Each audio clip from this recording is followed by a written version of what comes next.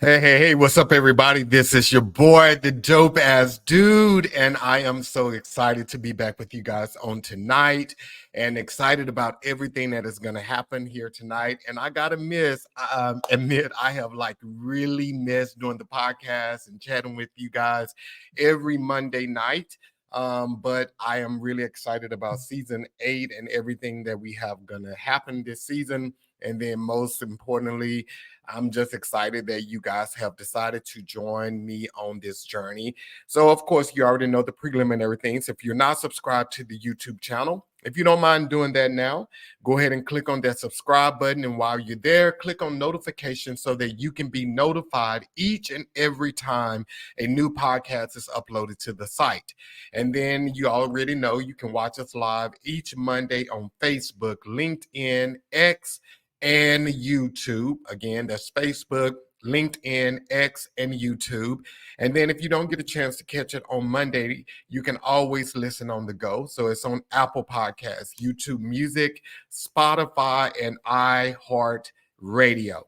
And then if you're not following me on Instagram and TikTok, go ahead and follow me on both of those platforms. You can find me at the Dope Ass Dude Podcast. So there's both TikTok and Instagram. You can follow me at the Dope Ass Dude Podcast.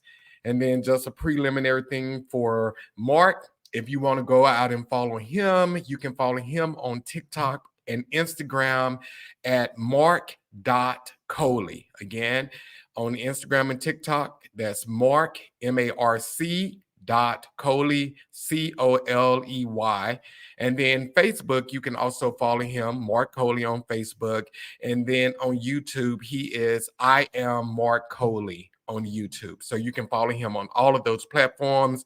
And I tell you this here, when you go and follow him, you're not going to be disappointed because this guy posts some of the most inspiring stuff in 90 seconds. I don't know how he get that much power in 90 seconds, but he has mastered it. So make sure you go out and follow him.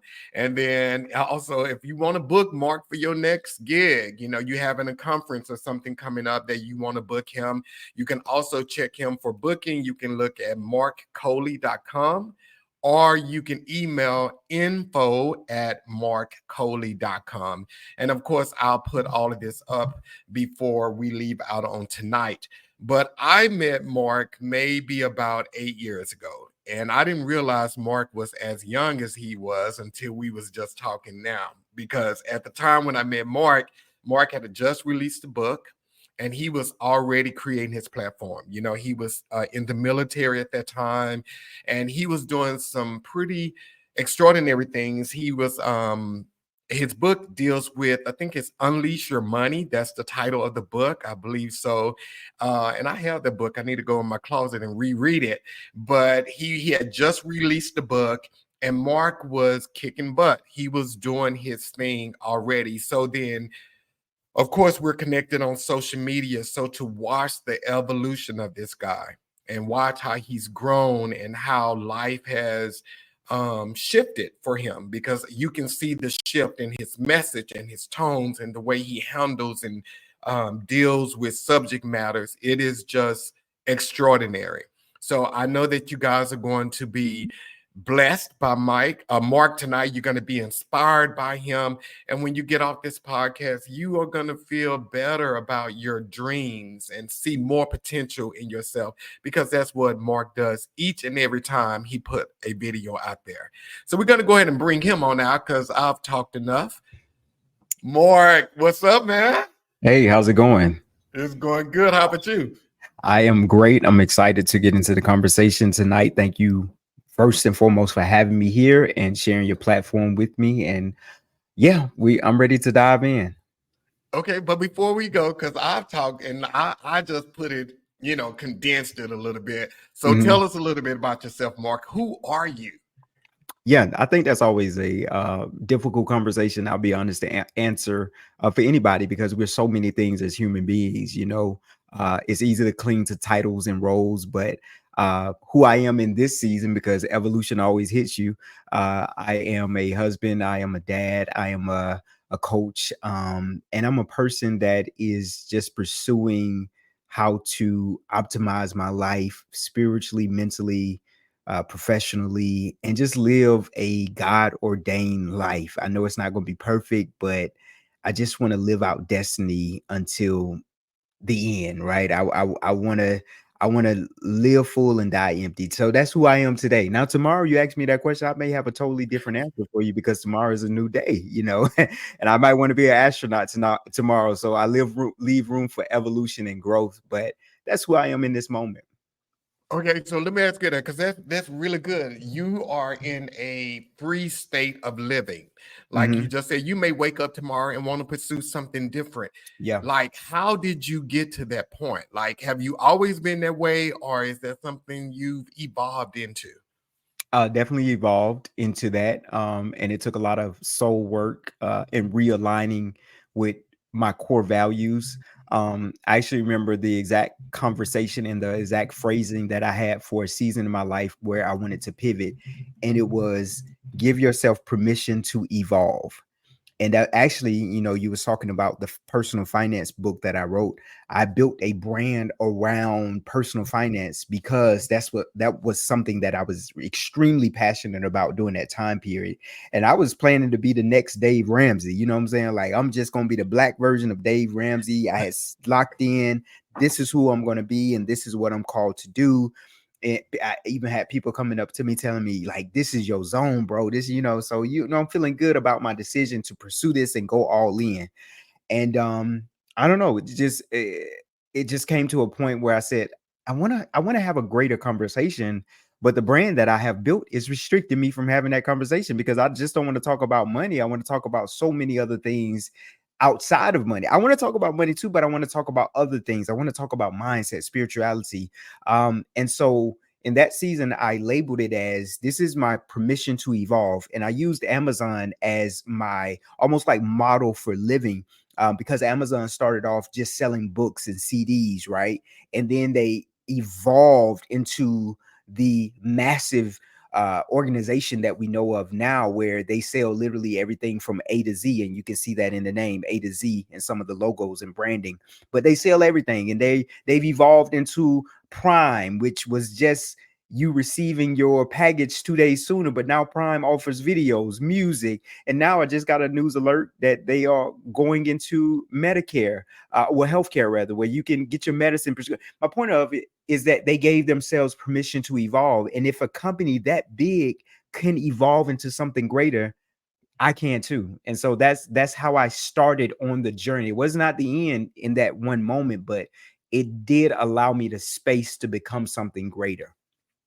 Okay, so let me ask you this here because I know this had to happen because this is just a normal thing that people do. And I think a lot of times it's to protect us, but you Mhm. didn't get locked in. And a lot of times people lock us into something, whatever we're doing. Like Yeah. how you say you started out as a financial guy. Normally people will lock you in and they hold you to that. Did you Mhm. experience that? Yeah, I experienced it for myself, internal. It was an internal battle. And that, a lot of our battles are internal. They come from conditioning from outside, but then the battle resides on the inside. So you got to fight with yourself to become yourself. And so, yeah, I battled that so much because one, I've invested all this money inside of a logo, a brand, you know, photo shoots, you know, all the stuff social media tells you that you have to be legit, to have a brand. Um, and you know, all the messaging that went into being known as the finance guy, it started to literally hold me hostage from the greater version of myself. And so, like I said, I gave myself permission to evolve, but that war was internal. That war was not necessarily anybody outside of me saying, you can't do this and you got to do this. It was me saying, what will people say if I pivot? What will people think that I'm all over the place? And you know, we use that voice of what people will say as the determining factor of if we will pivot, move, stay. And I just said, the hell with it. This is where I'm going. This is what I'm doing. And I'm going to invite you for the ride because I don't know how it's going to turn out, but we're going to see together. Yeah. Okay. That's really, really good. So Yeah. really, really good. So your tagline, I went out and I looked on your social media. Your tagline is, or you asked the question, are you ready to grow past your limits? What do you Mhm. think is keeping people in their current state? What do you think keeps them from growing past their limits? Um, I mean, just that mental limitations, society, rules that really have been passed down, conditioning over in years, decades. People are familiar with AI, and AI is a language model, and we're also, for the most part, familiar with this terminology that AI has to be trained. It has to be given information in order to have an output. So, what these companies do is they have uh, things that they give to AI so that it can scan, it can, just know all of this information. It can just be this fortress of information. But what I think about is that AI is being conditioned with information so that it can give an output. It's the same thing with human brains. We're being conditioned, and we take on, like, you think about a child. A child's mind up until about the age of 7 is very moldable, and they're trying to get cues on how do I live in this real world, and they look to their parents for information, for rules, for structure, for guidance. Then they go out in society, they go to school, and then they get information from their peers, from teachers. Then we have social media and media as a whole. We get information, we get all these cues. And then after we've summed all of that stuff up, we then have a reasoning within ourselves of how we will show up in the world. Well, after you have all this conditioning, all of what your mama did, your daddy did, what we believe in, what we don't believe in, what the church believe in, what religion, what you can and cannot do, we don't do that here. After all of this, what you have is a micro version of who you have the potential to be. Because now your job is to break all of these layers that have been put on you without your consent, all of these mindset paradigms that are no longer serving you, and they probably never served you, but now you're having to do this soul work, and that's what I call it, soul work, of unmasking, of tearing away, of uprooting things that no longer serve you in order for you to break past those limitations. And the limitations are self-imposed, but they came from a source outside of yourself. And yeah, I mean, you saying some good stuff, and I 100% agree with you. But Mark, like, how do people get over that? Like, how do they reprogram themselves or Yeah. recondition themselves to get out of? Because, like, if we were raised to think these limited thoughts, it's Hmm. hard for us to change, do anything different. And I Yeah. love in the book For Agreement, I've talked about it a couple of times Mm. on the podcast. One of the things that the author says in that book is morals are our parents and those who bring us up, Hmm. their fears and all of their failed experiences that they've had, and they teach it to us, and they teach it Yeah. to us as this is the right thing to do, or this. So how do you recondition yourself to go against what you've always known? Well, first, I'll say for myself, for you, for the listeners, is that you have to prepare for a lifelong journey of becoming, a lifelong journey of healing, a lifelong journey of working on yourself. And a term that phrase it as is soul work. Soul work is that work where you're going to therapy, where you're sitting with yourself, where you're confronting old ways of thinking. But one of the greatest things that I believe helped me, and I know this is not available to every person that may be listening, but if you ever have an opportunity to leave your hometown or to leave environments in which you grew up in, it starts that shift instantly, because now you're going to encounter people who do not think like you and who are going to confront the silly or the outdated ways that you are thinking. When you are in your hometown or you're around people that think like you, church, school, social circles, it's harder for you to break past those limitations. Why? Because you are in what's considered an echo chamber. Everybody is saying and regurgitating and moving and thinking the same way. So there's no moment for you to have a great epiphany of revelation to say, there's another way to think. It wasn't until I left my hometown that I got introduced to different ways of thinking. And every time I would go back home, I would notice that I seemed to be thinking so differently than people back home. It's almost like they were in a time capsule and I was in a spaceship rocket going to the future, because my mind and how I viewed things was so different.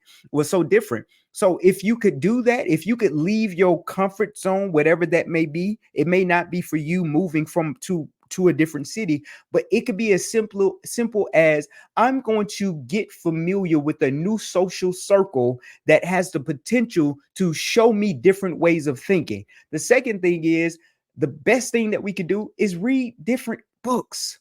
I'm going to say something, and I think I have permission to say it here, but if you're very religious, read other books beside the Bible. Read different thoughts. Read books about different philosophies. How do other people think? And what this causes, it causes an unraveling to happen within your soul. And that's uncomfortable for people. That's why we typically run from that work. It's unraveling because it almost starts to destroy the foundation that you built all of these thoughts and this conditioning upon. And so when the foundation starts to get challenged, you start to feel like, okay, what makes sense? What's real? This is the moment that you get to establish new rules and a new paradigm in your life. And so I think those are a combination of things: therapy, being around different people, reading different books, putting yourself in spaces where you know people don't think like you in. And here's the last thing that I'll say: being open to change. People say they want change until change knocks on their door and then they don't want it anymore. Change looks different for every single person. But what I can say about change is, I'm the type of person, I'm very inquisitive. So if you think differently than me, I'm not trying to hit you and trying to get you to believe like I believe. My question to you is, why do you believe like that? What causes you to think like that? Is it a book? Is it an experience? And that in that moment, I'm opening myself up for growth. I'm opening myself up to a new way of thinking. Yeah. Wow, that is so good. And it is no lie, dude. I found myself here more often here recently telling people your world is small, Hmm. based off of what you just said, because I hear Yeah, people always talking with limited thinking and they think this is the way the world is. And I just be like, nah, man, your world is small. You very need to small. get around more people with Hmm. different ideas, exactly what you just said, because it Yeah, does open you up. But yeah. Mark, I just got to go back. You said it. Change is hard. It is very Change hard. is hard. So, like, I know, like, what other tips do you have for people to change their thinking? Yeah. Some things that work for me is and something I thought about this morning is a concept called micro shifts. Change is hard, right? But what we typically do, John, is we stack our plate high with all these things that we're about to do. And the perfect time of the year that we typically do it as Americans is the beginning of the year, right? Beginning of the year, we have all these rules that we are now imposing on ourselves. I'm gonna do this. I'm gonna do that. I'm gonna do that. I'm gonna do that. And every week, if we're not doing it at the beginning of the year, every week on Mondays, because Monday is that powerful day, we say, starting this Monday, I'm not gonna drink, I'm not gonna smoke, I'm not gonna do this, I'm not gonna do that. I'm gonna go out here and run. And I joke with my community sometimes. We'll see somebody in the morning running outside running. What Black people tend to do. We look at them and we smile. I need to be out there doing that. I know that's right. He out here every morning. We might even roll down the window and talk to him. How you doing, sis? How you doing, bro? You out here every morning, ain't you? I need to be out here too. And we really mean well. We want to change. We do desire to change. We see it. We feel it. We want it so badly. But the issue is that we stack our plate with all these new rules. And the moment that we see all of the things that it takes to actually change, we get discouraged. And so we thrive for a short window of time from inspiration. We're inspired, we're in spirit, and we feel empowered to complete all of these goals until you realize, I may have bit off more than I can chew. And so the concept that I introduced to them was something called micro shifts. I was in the Navy, and the ship that I was assigned to was an aircraft carrier. It carries about 5,000 people. Jets land on it. It's a huge ship. It's like a city on water. And I was telling them about the captain of the ship. they of course have a map and they have a route that they must chart. So the captain of the ship cannot just throw that bad boy like he will in a Nissan Altima. There has to be gradual turns that are made, that are calculated, that are strategic. And if you were to look at the ship now and look at it maybe 10 hours later, you will see that that one gradual shift has shifted the course of the ship completely. What am I saying? I'm saying if you really want to see transformation, start small, not big. I know if you start big and you accomplish it, you can get on social media and brag to everybody that you lost 10 pounds in 2 days. But the goal is sustainability, not shock value. The goal is for you to say, you know what? I need to start drinking water. But instead of saying I'm not drinking sodas, teas, nothing for forever, I'm going to give myself one day to only drink water. And I'm going to see how well I do at that. And then I'm going to gamify it and say, all right, if I could go 2 days, I'm going to challenge myself 2 days. And then I'm going to get an accountability partner and say, friend, this is what I have going on. Can you call and check in on with me on Mondays or whatever day I choose to see if I drunk my water? Or maybe you join an organization where it's the motto, it's the theme, it's the culture. You do things in a small way and it starts to add up over a period of time. And there's another concept called keystone habits. And what keystone habits are, one major thing shifts in your life and it gives you this cockiness, almost this power that you feel like, if I can drink water one day a week, I think I can manage my money better. And then you start managing your money better. And then you say, if I can manage my money better, I think I can start reading one chapter a week of a good book. And you will look up a year or 2 years later, and the person that you used to be is no longer in existence because of a bunch of micro shifts that have compounded over an extended period of time. And now you're a new version of yourself that you don't even recognize. Wow. Wow. Okay. So let me ask you this here, Mark. When you started, well, you've always been evolving. That's just who you are. But Yeah. let's just go to when you first started this. When were there people around you that looked at you different, that had negative feedback and comments to say? Because I think that's something else a lot of people struggle with is their Mm-hmm. circles. And when they Mm-hmm. begin to change, their circles tend to discourage them a little bit because it's funny, like when you have someone that is heavily overweight, let's say for instance they're Mm-hmm. heavily overweight and they start losing weight. I know some people that have lost weight and then their family be like, you may not lose too much weight, you're gonna look Mm-hmm. sick. Yeah. It's Yeah. like, and then they Yeah. get discouraged in it and they Mm-hmm. stop doing it. So did you Yeah. experience that type of negativity, I guess? I think so.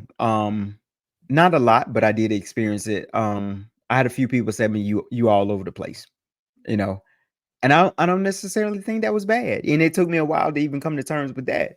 But they said you all over the place. I think I was telling them about an idea, some, and I'm excited to share, like, yeah, I gotta get this, I'm doing this and that. And it's like, boy, you all over the place. And I initially was offended, so I had to sit with that and think about it.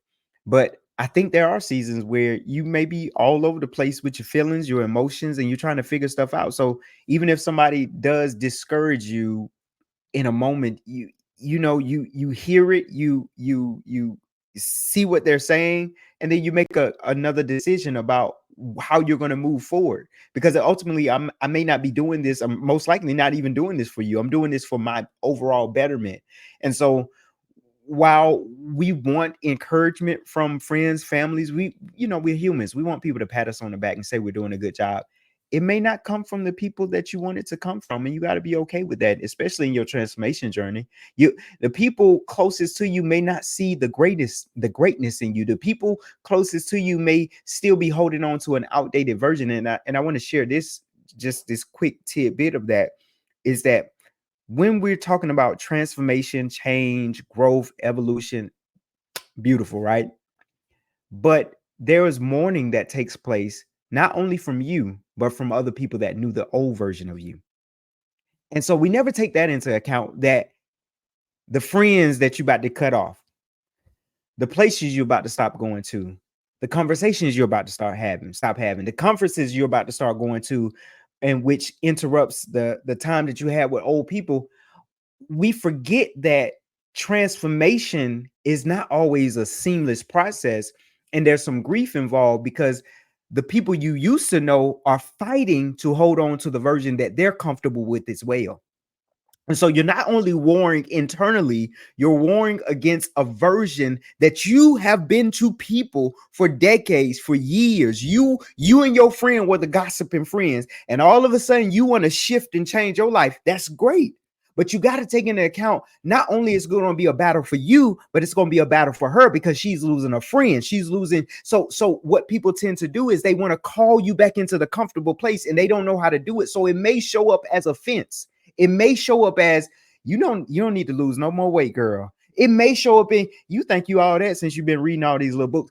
And sometimes it's ill intent, but sometimes it's I don't know what to say to bring you back to the place that I'm comfortable with because you're growing so much, right? And I just wanted to throw that in there because that's not a conversation we typically have. We always think, when we get in our evolution state, I'm upgrading this and that, and we just kind of get cocky and we forget about all the other micro shifts that other people are experiencing as well as a result of us upgrading.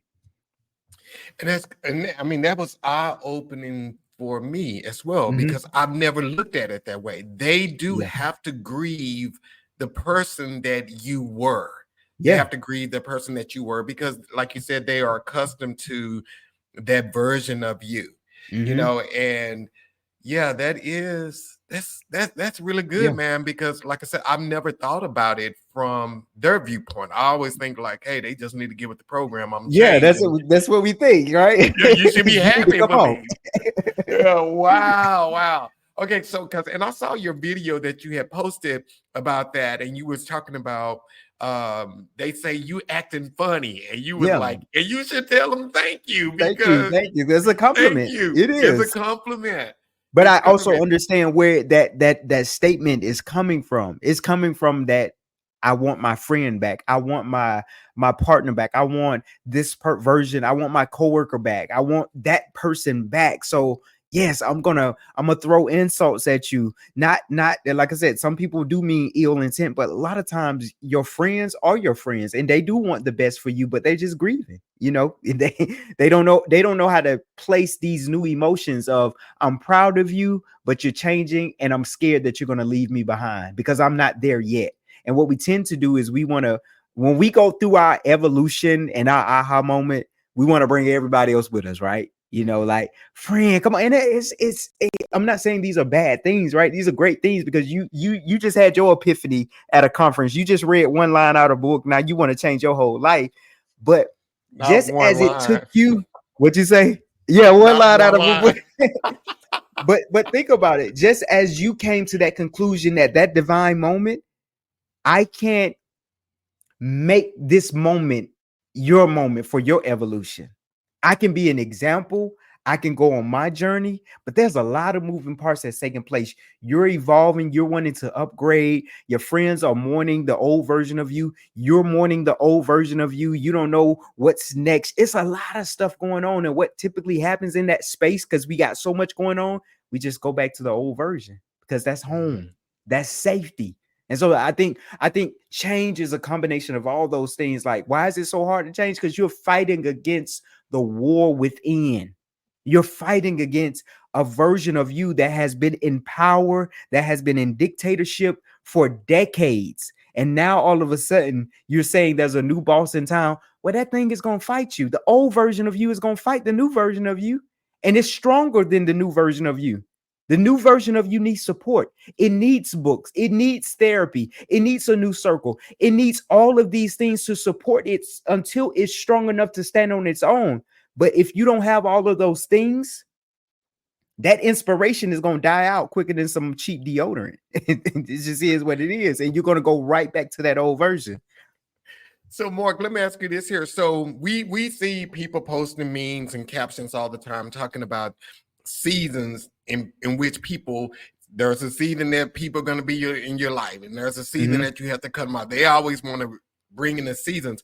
How do you know when it is time, like how you just said, someone is grieving the old version of you. And just because they're grieving the old version of you doesn't mean that they're not going to ever get with the new you. But Yeah. how do you know when you should be patient with someone or when you should cut them off?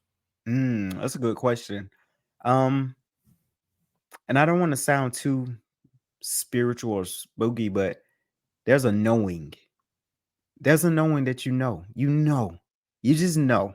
I don't know if I have the language to articulate it, but they call your gut your second brain, right? You know, when people say I have a gut feeling, they say that because there's a lot of your gut it's your second brain. It's like it knows stuff. You know, it's kind of like it senses things, and I think you know when people are not a fit for your future.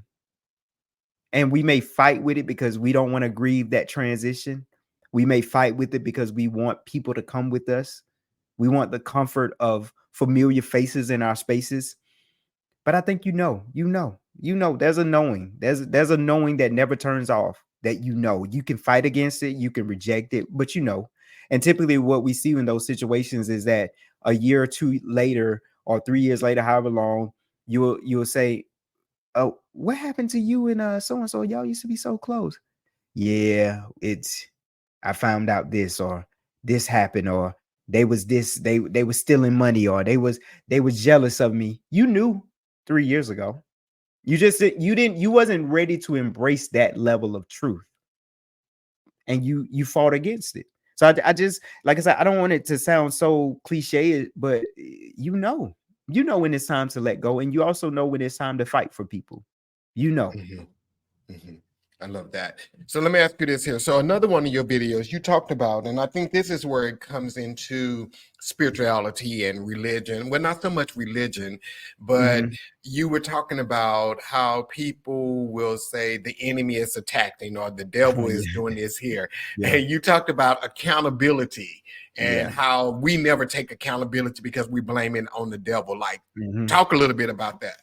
Yeah, I grew up in that, I grew up in that I guess that space, and it's still very prevalent, and it's not even just prevalent in the African American church, it's just prevalent in church. Like, religion is built around having an enemy. If there is no bad guy, it's kind of like, well, what's the purpose of all this? Because I started noticing that, once I started doing a lot of work on me, I started noticing that we people, especially people who subscribe to Christianity and other religions as well, just don't take accountability. It's always the devil is busy. It's always the enemy is after you, and the da da da da da. And it's a lot of fear mongering. It's a lot of I'm afraid. It's a lot. And I don't think people step outside of it long enough to get fresh air. You know how if you go into a room and it's funky, and after a certain amount of time you forget that it's funky, it's because your nerve endings stop sending messages to your brain alerting you about the smell. Because at this point your body is adjusting to the atmosphere, right?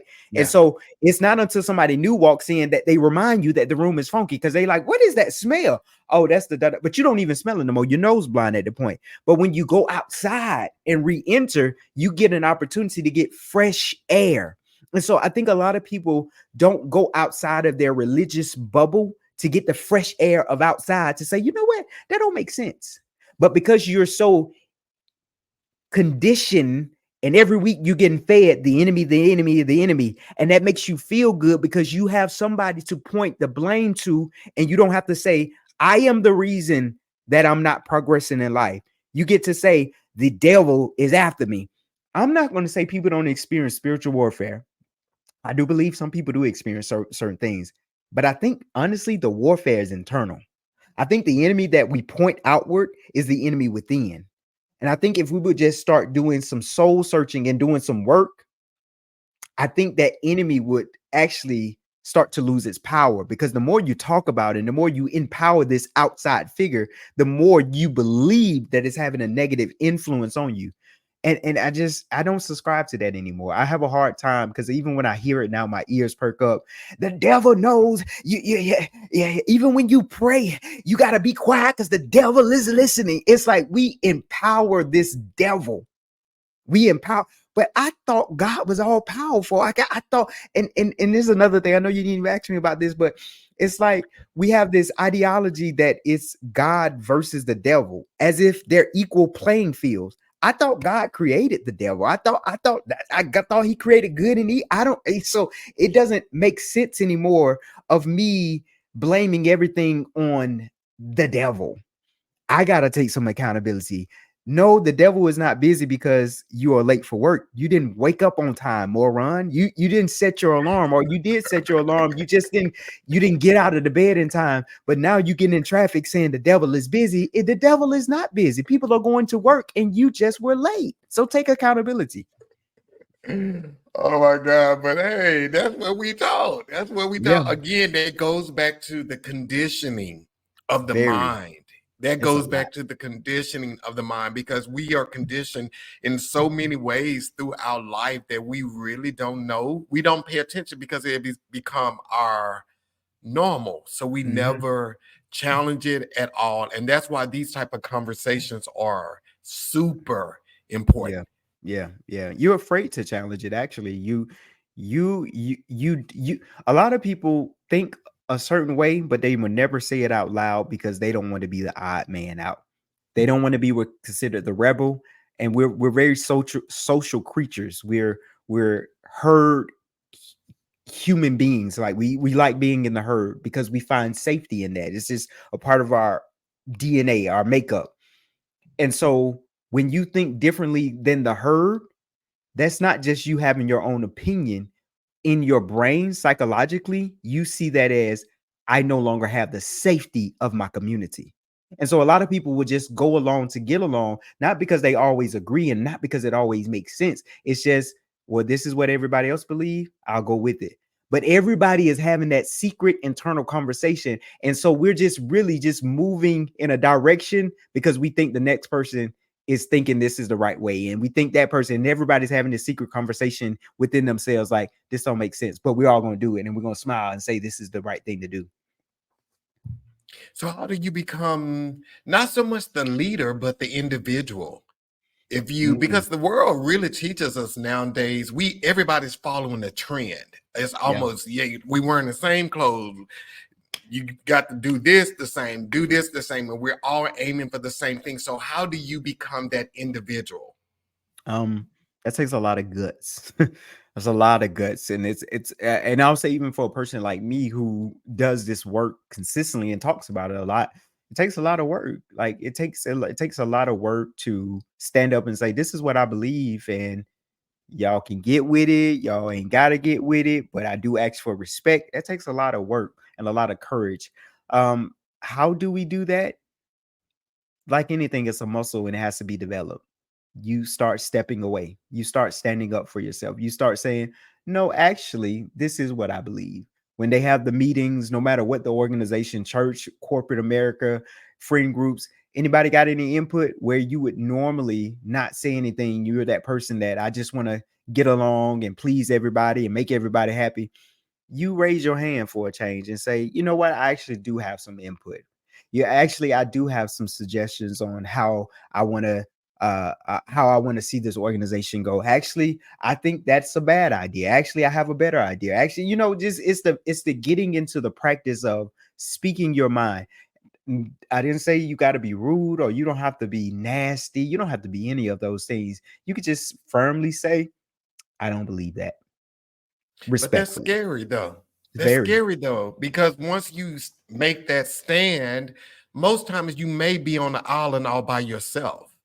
For And a that's little while. something that most people do not want to do. So, like, how do you find peace with being by yourself, Mark? Well, I said for a little while because this is what I believe.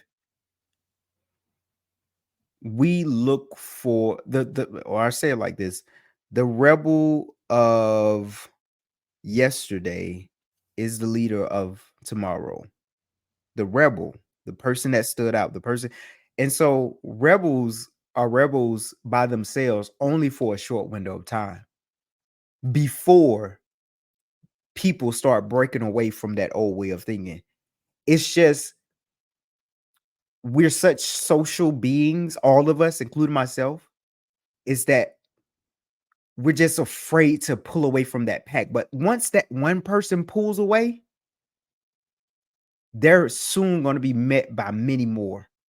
And the first thing that you typically hear, especially if you're a rebel or just that person that I'm gonna do my own thing, somebody comes up to you with this relief, like, thank you for saying something. Thank you for saying that was a bad idea. Thank you. See them at work. That's the person that, like, you already know in that meeting, if things ain't going straight, yeah. And people not gonna say nothing in the meeting because they want to get along with the overall organization, but they'll come to that person on the side and say, thank you. I was thinking the same thing. So the rebel will be by themselves at first, but soon thereafter, hear me good. They're going to be met with others who think the same way. The rebel is just strong enough and brave enough to have small windows of isolation. And they are also strong enough to say, even if nobody ever joins me on this side, I'm still going to stand flat foot right here and believe what I believe. And but I've never seen it fail where people tag right on along. They tag right on along because they've been waiting for you to emerge. They've been waiting for a new leader. They've been waiting for a new thought leader. And especially if you feel that calling on your life to push outside and do something different, do it, because there are a lot of people waiting on you. I love that. I Yeah. love that. So, Mark, let's talk about success, because on your Okay. platform you talk a lot about success, and I know that, like, you are a business coach Mhm. and you have, like, you do your different seminars. Like, what is your definition of success? And is success something that individuals define themselves, or do you think there's a general definition of it? Yeah, I think you got to be able to define what success looks like for you. And if you're not capable of doing that, society will always tell you what their definition of success is for you. So one of the most critical things when you start talking about success is defining what it looks like for you, because what success looks like for me may not look that same way for you, John. And I got to be okay with your definition of success for your life, and you have to be okay with my definition. And we have to just, like, let's say it like this. You may hear people tell you what you should be doing. Man, if I was you, man, if I had that, I'd do it. And so you start to get conditioned with other people's definition of success. Man, how much money you make? You make about 100, man. I got me old big old now you all of a sudden like, do I want a bigger house? Because I'm allowing your definition of success to creep in on me. And so what I had to think, and this was a shift that I experienced about 2 years ago, where, at this time, I mean, I think it's 7 figures now, definition of success on social media. You got to be a millionaire, right? But before then, it was 6 figures, right? The golden standard for self-employed Black millennial entrepreneurs at that time period was 6 figures. Everybody, I'm a 6 figure business coach. I'm a 6 figure earner. I'm a multiple 6 figures. So I started to take that in like, oh, that's the standard for success. I'm not successful until I cross that line. And I remember one day I'm in the garage. I don't know what I was doing. It was probably, I think it was in fall or something. I don't know. I think I just tallied what I've made thus far that year. And I was like, wait, I made 6 figures. I did it. And then I kind of paused. I was like, okay, I don't feel any different. Like, I don't know. I think I was thinking like this magical moment was going to happen for me where when I crossed that line, I was just going to be a different person. It was in that moment that I have a conversation with myself. You idiot, and sometimes I talk a little rough to myself. Not the best self-talk, but it's all in humor because I have a humorous mind. You big dummy. I was like, yeah, because you let people define what success looks like for you, Mark. You wasn't privileged to that conversation. And so in that moment, I started asking myself, what is it for you?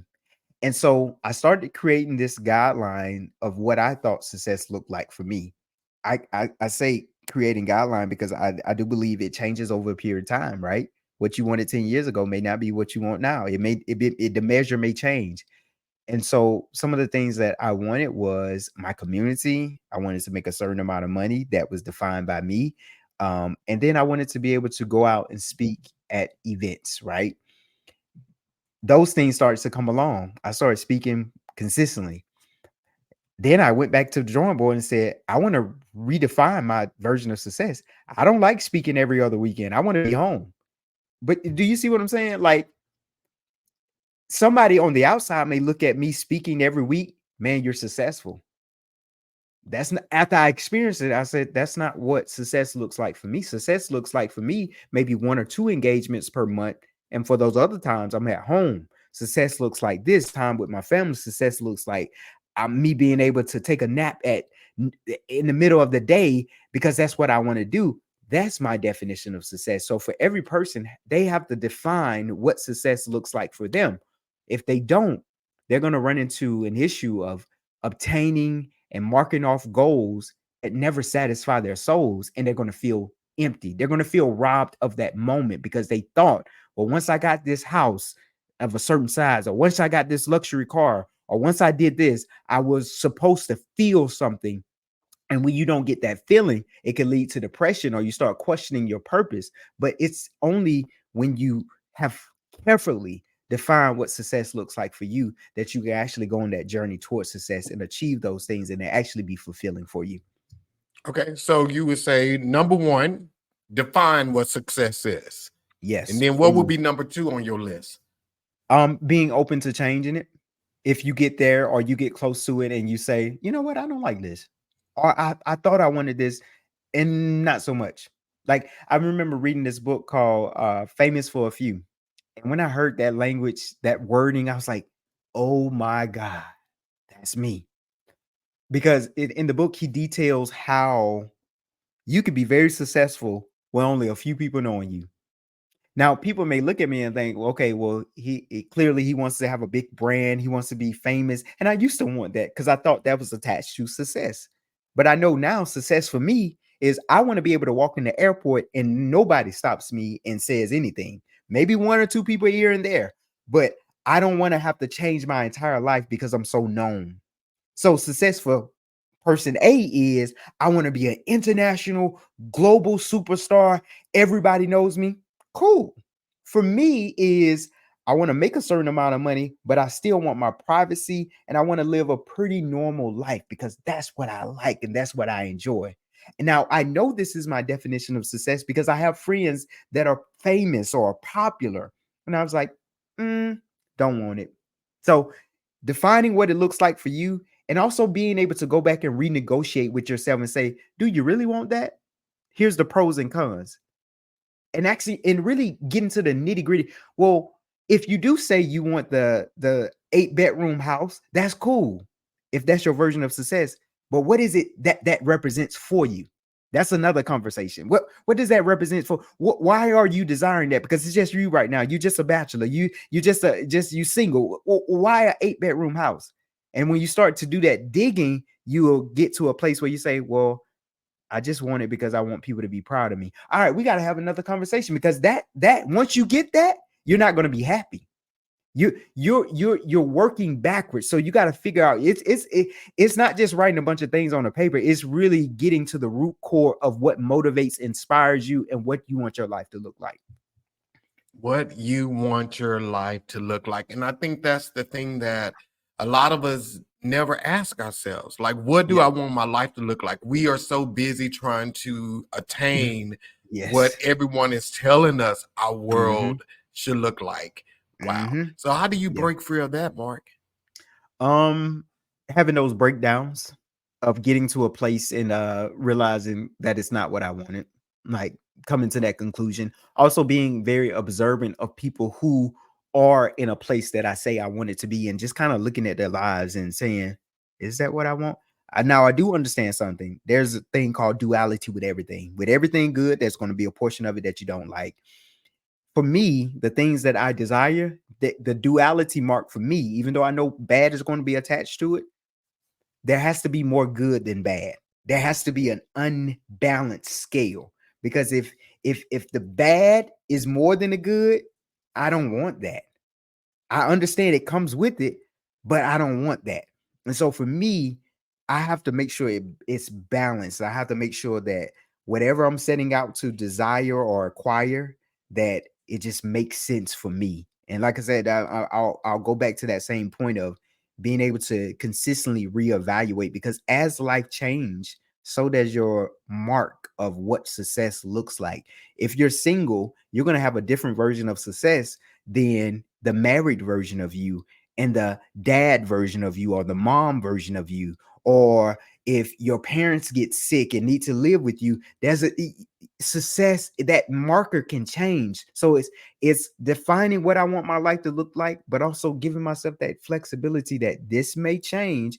And so I never want to become cemented in what I think it's supposed to look like. I want to be open. I want to have an idea, but I want to be open at the same time. Yeah. So, Mark, what is your mission in life? What do you believe is your calling? To do this work right here, to do this, to have um awakening conversations for people, to articulate the language of the soul, to inspire, to use my life as a um lesson or to pull points from, to become a sage of my time, like a modern day sage, not the kind that's draped in all these fabrics, but just a modern day version of a sage. Like, I love this stuff. I love it. I love talking about it. I love talking about life, exploring. I love all of that. And I truly believe that this is what I was called to do ever since I was a kid, staying at my grandmother's house in Morris, Georgia, of walking in the woods by myself with my dog, going on adventures and having this vivid imagination and seeing people then in my mind's eye of seeing people out in the audience and not knowing what I was going to be saying to them, but I always knew that I was destined to do this work. And so that's my mission, is just to continue, not to be famous or world renowned. I just want to impact a few people that go impact a few people that go impact a few people. And if that is the case, I think I can live full and I can die empty. I love that. So let me ask you this here. So we won't use the word famous, but you are well known. We will say that a lot of people know you, I have wouldn't say a experience lot. in A it. few people know me. Yeah, whatever. Okay. Just a few people know me. So, like, is that ever overwhelming for you? Do you ever Yes. feel times where you can't, do you ever feel like you're not you? It can be overwhelming, but there hasn't been many times that I haven't felt like myself. I was actually just thinking, it's interesting you asked this question. I was thinking about this today on my way home. There was a trending sound that was on social media. I'm sure you heard it too. This lady's like, everything is content, everything is content. It was like, this thing where it's just kind of getting people in this mindset that everything is content. Your life is content. If you walk to the store, and we see it, we see influencers, content creation, everything is content, and nothing is left private. And I was thinking about that driving home. I was like, man, bump that. There's parts of my life that's just for me, myself, and I. There's parts of my life that I'm not willing to sail away for a few clicks and comments.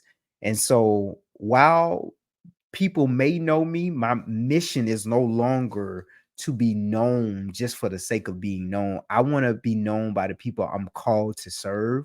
And if that grows, I pray for the capacity to deal with that, because one of my core values is having peace of mind, is having a normal life, of having just regular experiences. I'm a country kid and I'm a old man, old soul at heart, and I just like the simple things in life. So I don't think I will ever get to a place where it will overwhelm me, because if it's overwhelming me, then that means that my time is up from a particular assignment and it's time for me to go in a different direction. Yeah.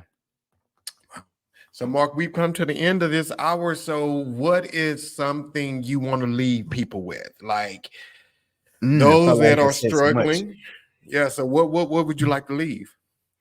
Um, what would I like to leave? I want to harp back on to the point of micro shifts. just because that's so fresh in my mind from today.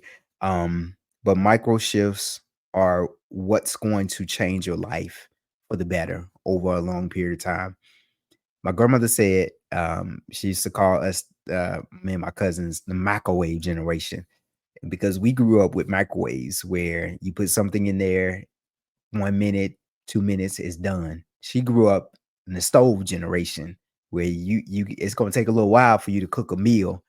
um, and so that generation is still here where we want things quickly, instantly. We want the overnight transformation.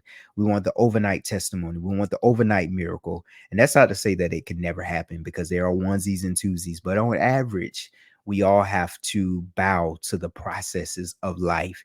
And those processes are actually what builds character and makes us the greatest versions of ourselves. And so, if I could leave anything, lean into those micro shifts. Don't try to change your world in one night. It didn't take one night to build it.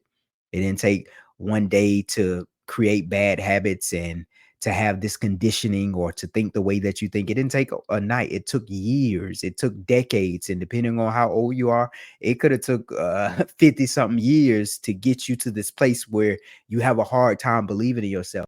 And so be gentle with yourself in the process of transformation and changing, and just allow those micro shifts to compound over time. Just like if you're investing in the stock market, it compounds over time. And before you know it, you're going to look up and you're going to be a millionaire, but not in the terms of money. You're going to be a millionaire in your soul.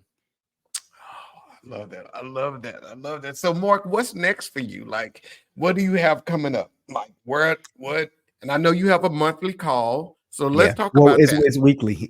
Weekly. Okay. So, Yeah, yeah, how do, yeah. yeah, is that open to everybody, or is that just for a Ye- select group of people? Yes, it's open for everybody. I do a call every Monday at 7 a.m. Eastern Standard Time via Zoom. Don't worry, no face, no case. You don't have to be on camera.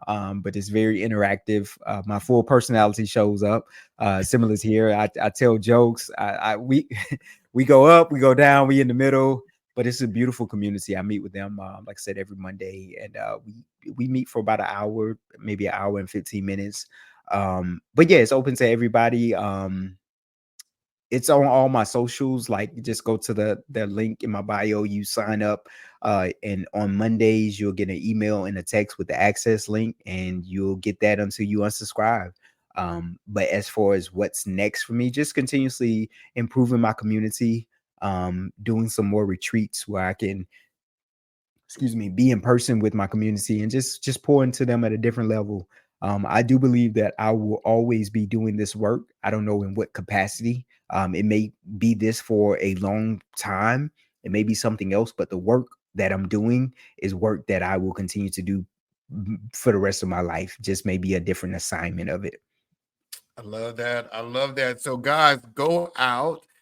Follow Mark on TikTok and Instagram. Again, that's Marc.Coley, Marc.Coley, Coley.